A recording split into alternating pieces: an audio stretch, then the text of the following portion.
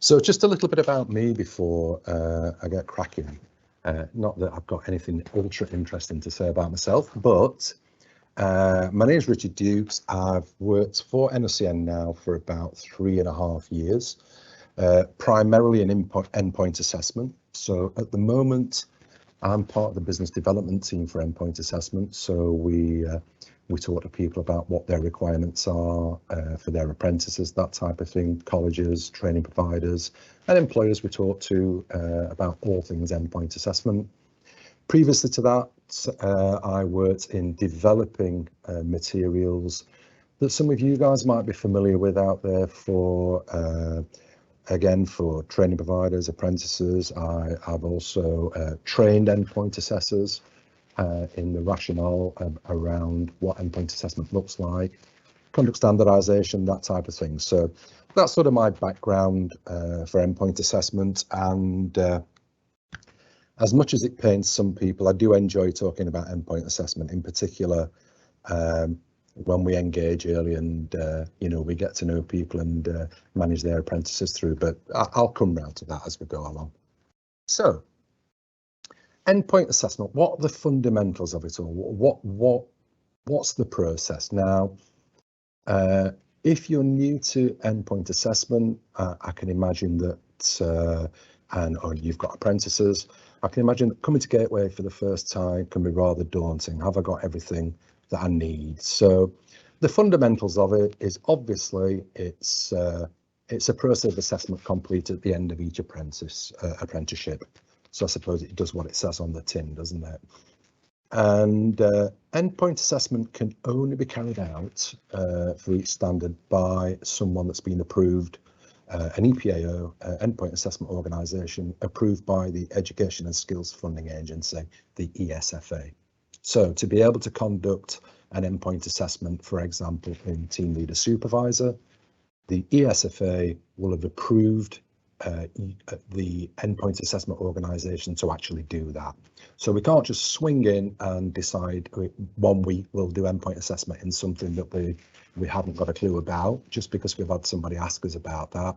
We need to be approved by the ESFA. So that's really, really important. So gives some comfort out there, hopefully, that with all the endpoint assessment organisations have been through a rigorous process of have you got enough assessors? Will you have the correct materials? Are you familiar with what's happening? Are you experienced in that field?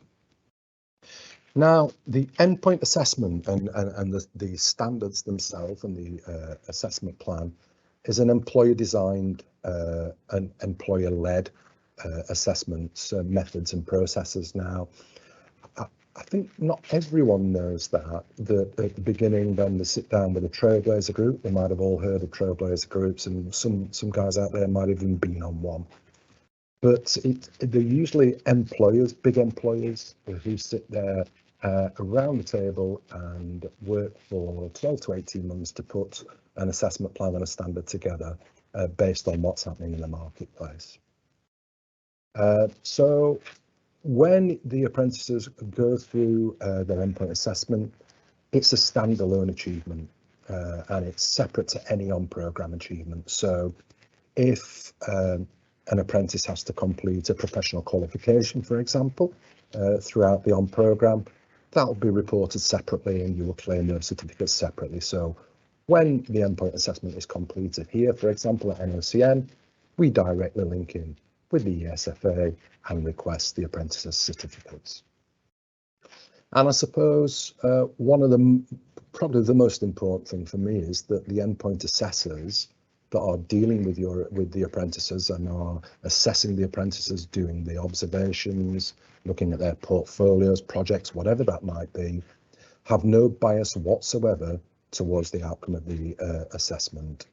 And I think as we go on, and there's a couple of points there, and I'll probably refer back to that because that's really, really important when you're considering your apprentices coming to endpoint assessment. They're going to be placed in front of someone who they've never ever met before, and the endpoint assessor, exactly the same, they've never met that apprentice either. I suppose the analogy you would use is that it's quite similar, I would think, to your driving test. So you go through the process of on program where they're your driving lessons with your instructor. The instructor gets to know you, know where you live, pick you up every week for your driving lessons. You might talk about where you're going on holiday, what's happening. You build a rapport, don't you? Exactly the same as you would do with a coach or an on-program assessor. But of course, when it comes to endpoint, the evidence that you're submitting, it needs to tell a story for our endpoint assessors so they can understand fully what the apprentice is trying to get across. So I hope that makes sense, but we'll probably come back to that shortly. So where does it, the most important thing is right at the beginning, and planning for the end, it really is key. I know it's a bit of a cliche, but it's absolutely true in this instance. And I will give a couple of examples of why as we go along. So when you're sat down with your apprentice for the first time, or someone who's going to become an apprentice, it's really, really important that you ask yourself two questions. Is the apprentice on the right apprenticeship standard, or are they going to be placed on the right apprenticeship standard? And will that apprentice be given the opportunity to display all of the knowledge, skills and behaviours within the assessment plan that they're about to go on? And that's really, really key, because all of the knowledge, skills and behaviours in every single assessment plan, when it comes to endpoint assessment, all of those knowledge, skills and behaviours will be tested in one way or another. So it's really, really important that if, for example, you're putting someone on a team leader supervisor apprenticeship and they come to endpoint assessment and our endpoint assessors ask the first question, which could be something along the lines of, can you give me an example of when you've had to manage a team through a particularly pressurized time? And if the answer that comes back from the apprentice is, well, actually, I don't actually manage a team and I've not actually had to do that, then obviously you can see we have a problem straight away.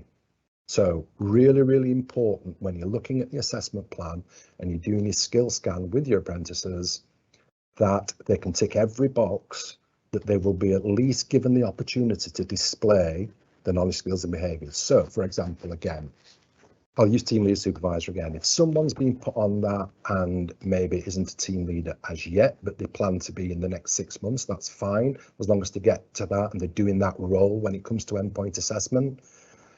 It's when someone goes on to an apprenticeship and they're not doing that role, when it comes to gateway and it comes to endpoint, it becomes a huge problem.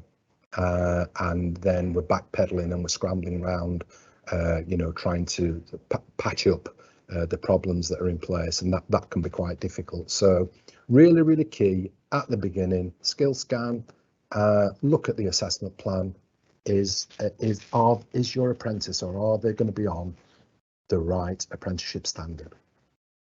So the apprentice is on, we've signed them up, they start their apprenticeship. Let's just have a look at some positive steps to ensure success when it comes to endpoint, because as I say, if you've not been there before, it can be quite daunting. And what I would say to everybody who's on today, and I would say to anybody when I speak to them, it's really, really important, whoever you choose as your endpoint assessment organisation, that you engage with them as early as you possibly can. Don't leave it until 6-8 months down the line. Engage with them early.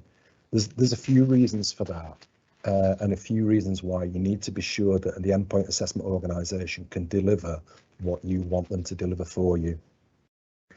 Firstly, make sure that the support and preparation materials that an apprentice is going to need are all in place and are ready for when your apprentice needs them. So if there's a portfolio to build during the on-program stage, is there a portfolio tracking document? Is there some guidance from the endpoint assessment organisation as to what potentially should be in that portfolio? They're the sorts of questions I will be asking the endpoint assessment organisation. Where are those materials to help me get my apprentice through when they reach gateway? Also, ensure that the apprentice is aware of what's expected of them and the level of detail that needs to go into the evidence that they're supplying. Again, endpoint assessment organisations should support you with this. So each of the endpoint assessment methods, so for example, if if a standard has 3 methods of assessment at the end, a work-based project, a portfolio of evidence, and then a professional discussion, my expectation would be that the endpoint assessment organisation of your choice would have documentation supporting your apprentice through each of those assessment outcomes. And I suppose in my previous guides, when I was developing that type of thing, they would be the first things that I would be looking at to produce for training providers, apprentices and employers to help support the apprentice through. So you need to ensure that they're in place. The apprentice and employer need to ensure the requirements of GDPR are understood during assessment as well. This was more prevalent, I would say, when standards first came out and we all started to receive our first cohorts of endpoint assessments and apprentices doing endpoint assessment, in that we would receive potentially portfolios that had customer names in, full names, or maybe a telephone number, email addresses. And obviously, when you're putting evidence together, either in a project, portfolio, or even when you're doing a discussion, please be mindful of the GDPR requirements, because what we don't want to happen is that an apprentice spends all the time putting a portfolio together, putting a project together, and it's full of GDPR breaches and we have to send it back because we can't accept it with those in. So if you understand what they are from the off, you'll be absolutely fine. The Information Commissioner's Office site, the ICO, is the place to go for that, and there's some clear guidance. But again, if you're working with us, we have some clear guidance that we'll always send out anyway as part and parcel of the support pack that we would give. Once again, work with your endpoint assessment organisation to ensure that the criteria of the endpoint assessment are understood, and where possible, the apprentice prepares correctly. Having experience now at NOCN, we deliver approximately 80 standards, endpoint assessment for. So that's 80 different standards, which potentially, when you look at the assessment plan, are 80 different modes of understanding and different meaning. And quite often, someone will sit down and read an assessment plan, and I'll read the same assessment plan, and we may come to a different conclusion around some of the criteria in how that's understood. So I think that's really, really key.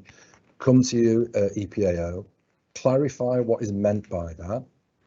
So for example, it might say in the assessment plan that the apprentice has to deal with customers on a day-to-day basis. Now, customers, are they internal customers? Are they external customers? Can they be colleagues? Get some clarification from the endpoint assessment organisation as to what the expectations are around that, because they do change from assessment plan to assessment plan. So little things like that, come to us and we will clarify. Quite often, the questions you'll be asking us have already been asked, and we've been away to the EQA and we've got some confirmation, or we've got some clarification back from them telling us exactly what the expectations are, so we can pass those on straight away. If we haven't, that's what we'll do. We'll go away to Ofqual, open awards, whoever the EQA might be at that time, and we will get clarification. We want to make sure, obviously, that your apprentices are getting it right first time. So that's really, really key that we do that. Also, I'd say from day one, ensure that all stakeholders are aware of the assessment plan. I can't stress enough how important that assessment plan is. All of the information we take as an endpoint assessment organisation is taken from that assessment plan. So we don't deviate from it. If it asks us in a practical test to test these particular skills, look at these behaviours and certain parts of knowledge, that's exactly what we will do. We won't deviate from that. So it's really, really important that everyone, from employer, apprentice, training provider, college, understand what that assessment plan requirements are. And again, if you're not sure, please come to us or to your endpoint assessment organisation, and we will clarify that for you.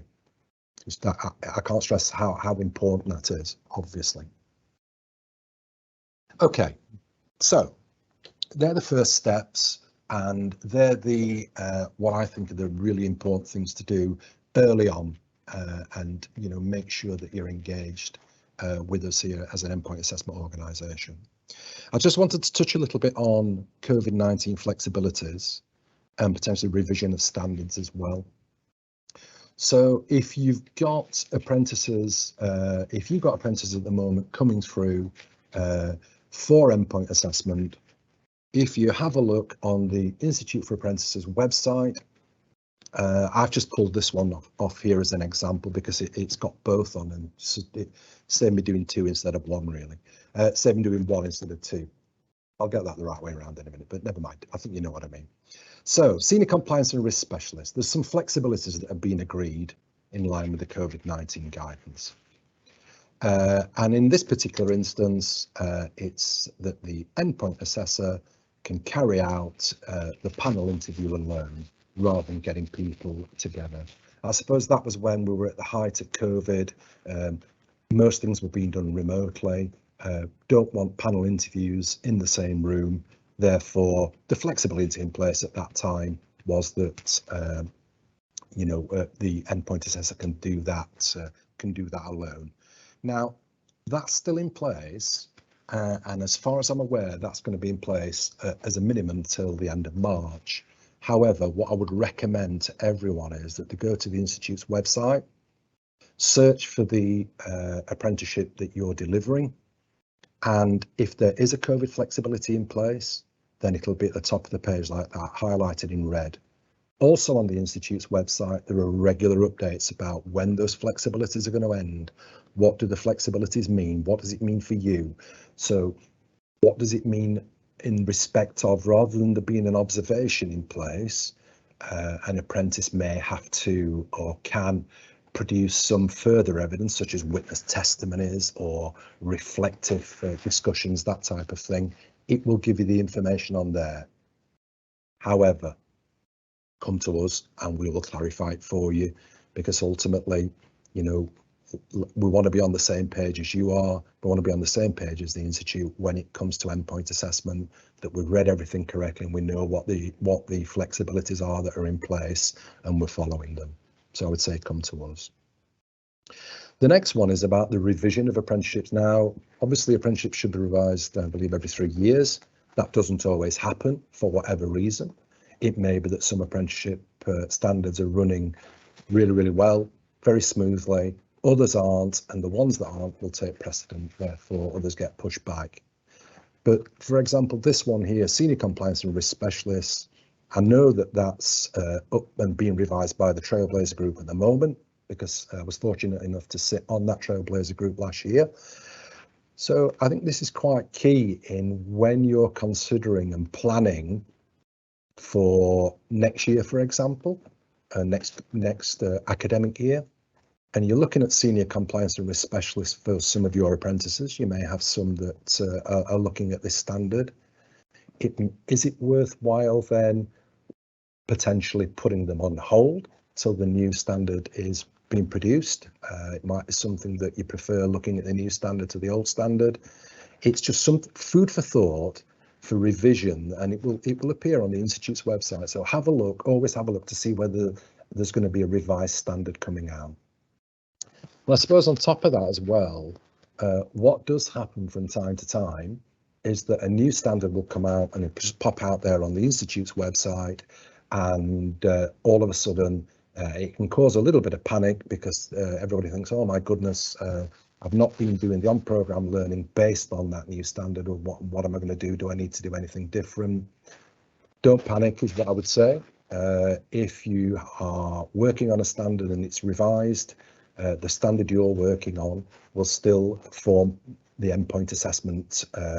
It will still be good to go. It's still fit for use until you get through to endpoint assessment.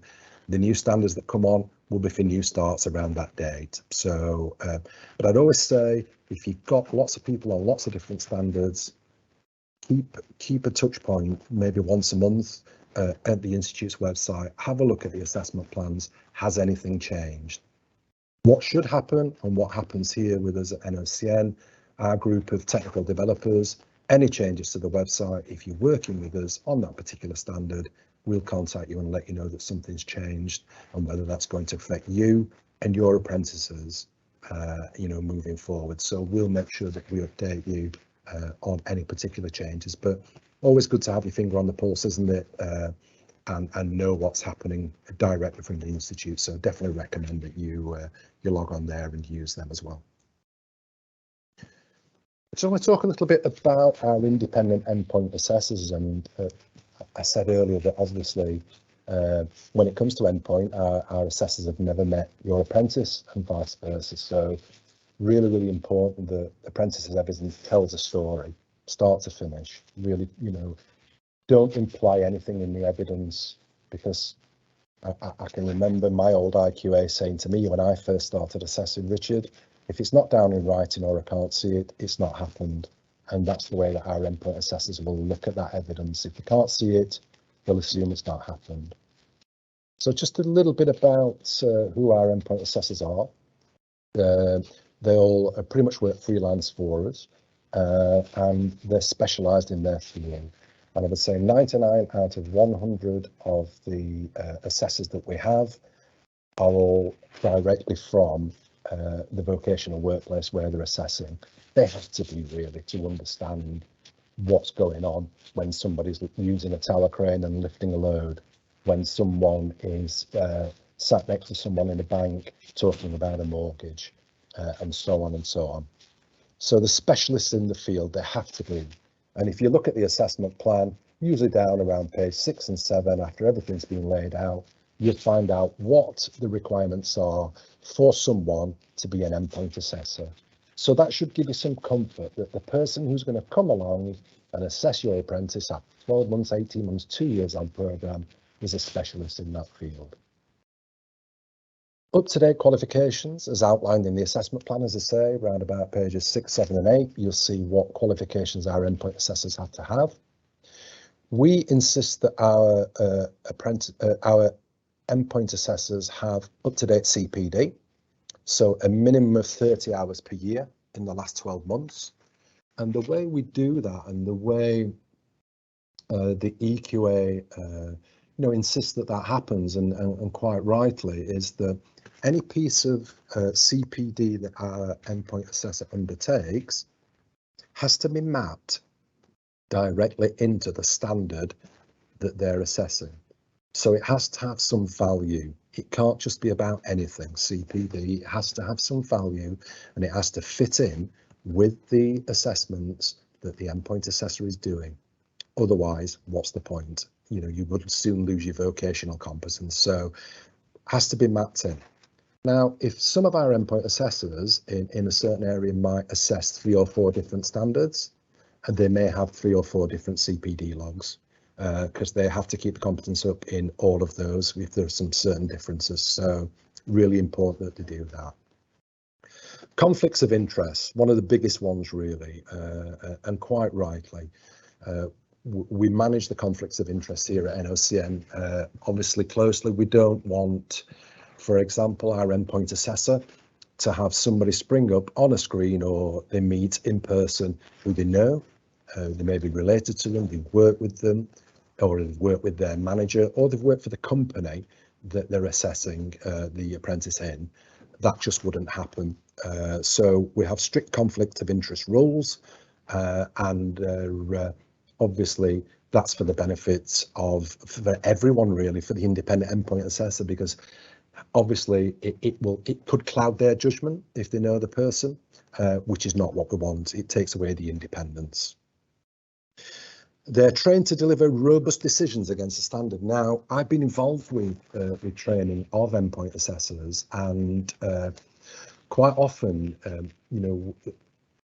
the endpoint assessor probably will have a different view if they work for a different independent endpoint assessor than they do working for NOCN. So it's really important that we get across what our expectations are here at NOCN for them delivering that excellence when they're assessing the apprentices out there. So we go through all of the things such as standardization meetings every 6 months as a minimum, the initial training.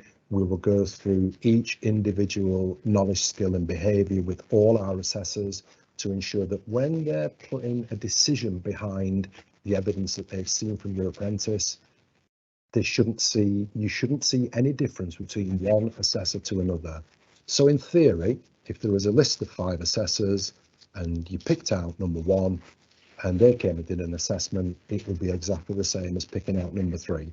They would come along and should, in theory, do exactly the same job and have exactly the same rationale and thoughts as the other assessor. But this is why standardization needs to happen, as I'm sure you guys out there in your organisation, standardization is a key thing, isn't it, to make sure that everything's running smoothly. So that's part and parcel of what our independent endpoint assessors look like. This is just a little, this is just a thought to take away from today. If you're not an assessor or you're not an endpoint assessor, and that is something that you're considering, I don't know, you may be on this now, thinking about that in the back of your mind. Yeah, I've thought about doing some endpoint assessment. These are the areas that I could assess. Therefore, you know, I'd like to know more. We do have courses here for assessors and for endpoint assessors. And what I would say is if you want to contact me directly, you can either do that through my email here. I'm sure Stacey will be sending out contact detail for everyone. You can contact me on LinkedIn or whatever you need to do, and I can put you in touch with the right person. I think it's Elizabeth who runs our training courses, and she's absolutely superb. I've been through one of her training courses, and they really are amazing. And you know, I can't recommend them highly enough. So get in touch if that's the sort of thing that interests you. You can contact me directly, and I'll make sure we put you in touch with the right person. Okay, so I think potentially I could be slightly running over, but I've got some common myths around what endpoint assessment's all about, and I just want to share some with you quickly, actually. So myth number 1. So the apprentice becomes the endpoint assessment organisation's responsibility as soon as they move into Gateway. Well, actually, the fact of the matter is that the apprentice still requires support from the employer, training provider, college, whoever that might be. And actually, when it gets to Gateway, that might be the busiest time for employers and training providers to support their apprentice to get through. So it's not a case of, here you go to Gateway, you're all NOCNs now, we can forget about you. That's not the case at all. In most assessment plans, that's when probably the hard work starts, just to ensure that your apprentice is ready, they've done everything they need to do, and you're submitting the evidence that needs to go through. Second myth, endpoint assessor will be a faceless, cold and unresponsive person who the apprentice cannot speak to during the EPA. Now, having been an independent endpoint assessor, I get where this is coming from, but I'll try and put a bit of meat on the bones if I can.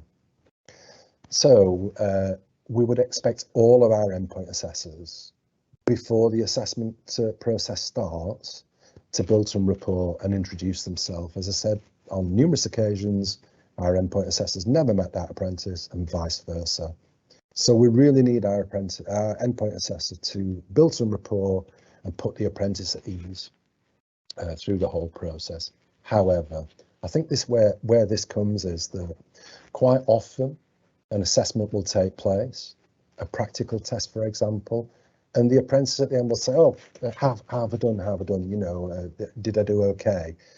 And basically, I would expect our assessor to say, well, I can't tell you, there's a process to follow through.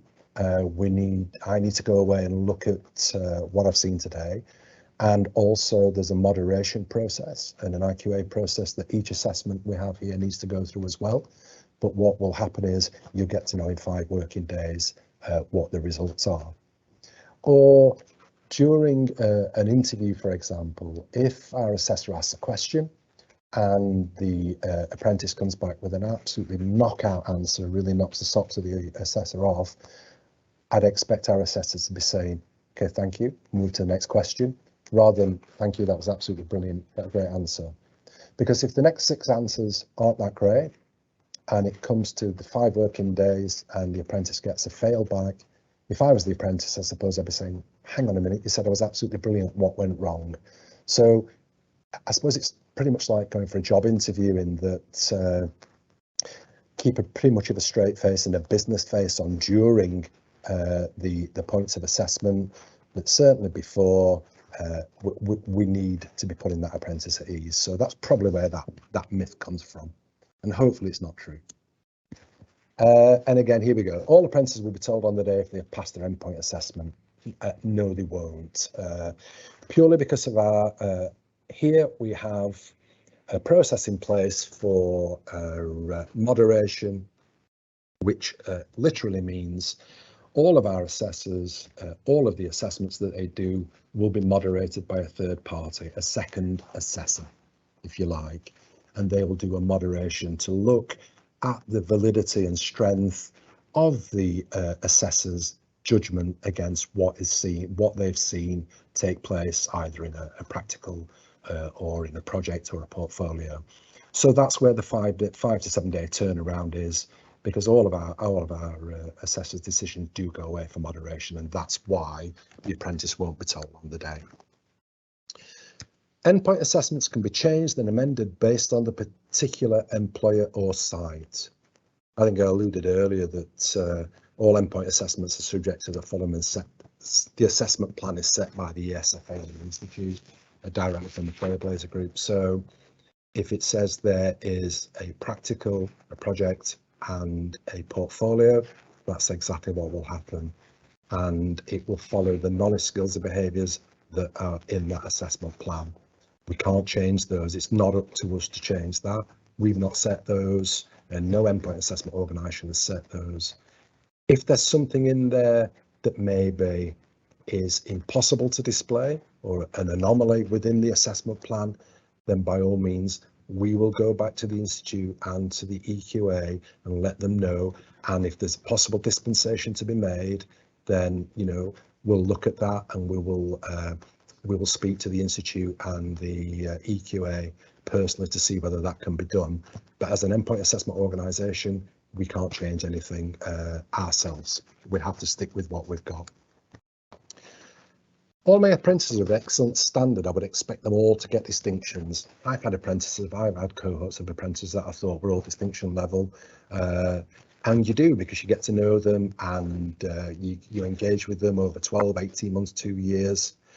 When the truth of the matter is that distinctions where available and where available merits are awarded to absolutely outstanding apprentices who demonstrate their knowledge, skills and behaviours, you know, really at a role model level.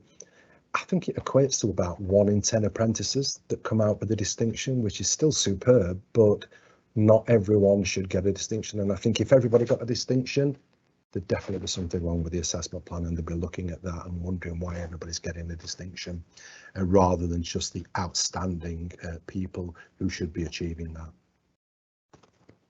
And I think finally, our apprentices don't need to learn that element of the standard, so we won't need that assessing. I think I've alluded to it a few times right at the beginning as well. Every single element that's mandated within the assessment plan will be tested, whether that be in a practical, a portfolio, or a project. Usually inside the assessment plan, it will tell you where the expectations are for that knowledge, skill and behaviour to be displayed. So that should help you along and pitching the evidence that you're putting forward and where you're putting that forward. But rest assured, when our developers are looking at putting all the support materials together and putting documents together for our endpoint assessment assessors to assess apprentices, they will look and have every knowledge, skill and behaviour, and they will need a tick against every single one of them for the apprentice to go through and pass.